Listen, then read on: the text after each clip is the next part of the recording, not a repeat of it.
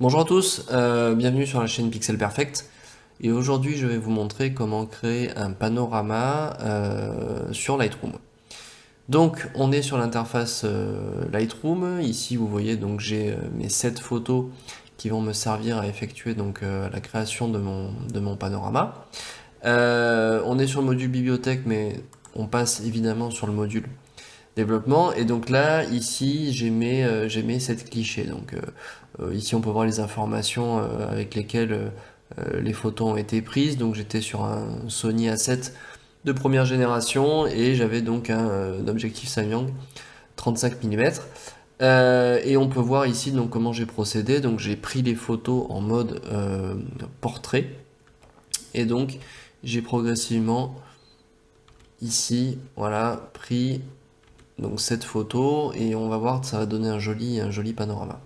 Donc quand on crée un panorama, l'important c'est de toujours bien recouper la photo précédente.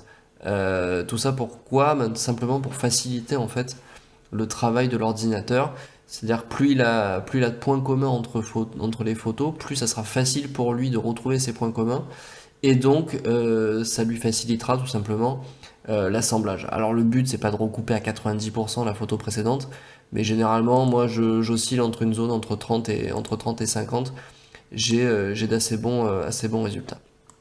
Donc là mes photos sont chargées.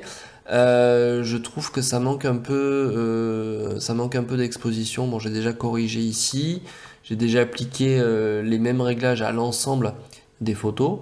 Et donc là, ce qu'on va faire, c'est que on va toutes les sélectionner. Donc CTRL A ou alors vous cliquez sur la première, vous appuyez sur Shift et vous cliquez sur la dernière photo, ça vous sélectionne l'ensemble. Ici, on fait fusion des photos, puis panorama ou alors CTRL M si vous connaissez le raccourci. Donc là, il va nous présenter plusieurs options de ce qu'ils appellent les projections, donc plusieurs options d'assemblage.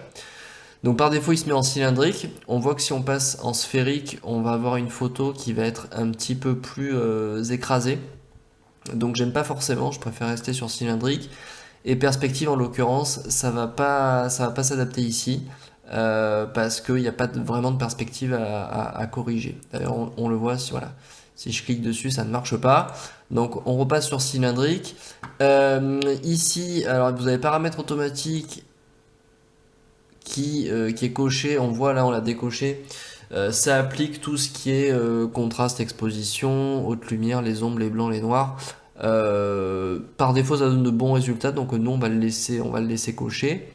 Et on va laisser aussi cocher recadrage automatique, parce que quand on crée un panorama, eh ben, il y a des manques sur la photo, il y a des blancs, donc forcément c'est pas très joli. Donc vous avez soit la possibilité de recadrer, soit de remplir les bords. Alors remplir les bords, on va le tester ici, ça prend un peu de temps, ça demande de la ressource à votre ordinateur, mais ça lui demande beaucoup d'efforts et souvent s'il n'y a pas s'il y a plutôt justement beaucoup d'éléments très distinctifs, et ben ça va faire un remplissage qui est pas très correct. Là ça marche, c'est plutôt assez sympa.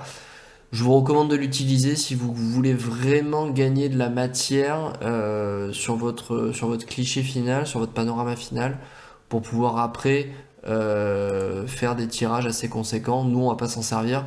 On va plutôt rester sur le recadrage automatique et les paramètres automatiques.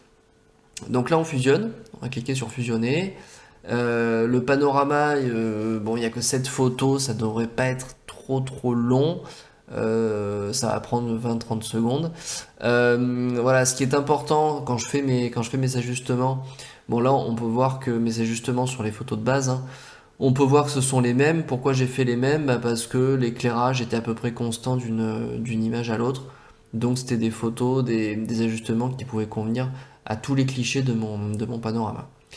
Donc là, on vient de voir qu'il a fini justement de produire son panorama. On voit qu'il a été créé ici, donc après les photos qui ont servi à le créer. On peut voir que les photos de base sont des JPEG. Pourtant, le panorama, il l'a bien généré donc en DNG, donc pour digital négatif, qui est l'équivalent du RAW. Et on peut savoir donc on peut s'apercevoir que les réglages automatiques qu'on peut voir ici, hein. C'est plutôt correct, c'est pas mal. Je trouve que par contre l'exposition -0,10, je trouve que c'est pas terrible, donc on va un peu augmenter, voilà, pas plus que ça. Je trouve aussi qu'il y a une teinte de bleu un peu trop forte. Ça c'est ce qui arrive quand on pousse le curseur correction du voile un peu trop fort, il y a une dominante bleue qui apparaît, donc on va la supprimer ici en plaçant le curseur, voilà, légèrement, pas trop non plus parce qu'il faut pas complètement gommer le bleu du ciel. Voilà, donc ici on a une image qui est à peu près correcte. Ce que j'aime bien faire aussi, alors c'est la netteté, la mettre à 30, et j'aime bien aussi appliquer un masquage. Donc par définition il est comme ça, donc là pour faire apparaître le blanc j'appuie sur Alt, puis sur le curseur avec la souris, et je déplace tout doucement sur la droite le curseur, voilà, jusqu'à obtenir à peu près cette image. Une notion dans Photoshop ou dans Lightroom, hein, c'est que ce qui est blanc, c'est là où l'effet va s'appliquer. Ce qui est noir, c'est là où il ne s'applique pas. Donc moi, j'ai pas forcément envie d'appliquer de la netteté dans le ciel, c'est pas très utile. En revanche, on a envie d'avoir de belles roches bien nettes, bien propres. Donc c'est pour ça que je vais le mettre à peu près à 31. Le bruit, il n'y a pas besoin de le corriger puisqu'on était à 100 ISO, donc à 100 ISO, il n'y a pas de bruit, hein. Donc là, voilà, on a une photo à peu près correcte. Donc maintenant, il ne nous reste plus qu'à l'exporter. Donc on peut faire fichier exporter ou alors CTRL-E. Ici, vous choisissez votre dossier d'exportation. Et moi, ce que je fais généralement, c'est que je ne limite pas la taille du fichier et je ne la redimensionne pas, sauf si publication sur un site ou alors si c'est nécessaire. Et j'applique une qualité de 75%. Pourquoi 75%? Parce que je trouve que c'est un très bon compromis entre la qualité du fichier ainsi que son poids informatique, puisque là on devrait, donc on va le faire,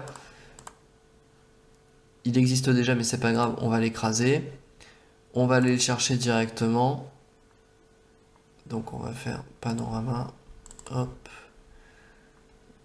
et je l'ai mis dans export, donc il est en train d'être créé, voilà, on peut voir ici qu'il est fini, donc 18 mégas.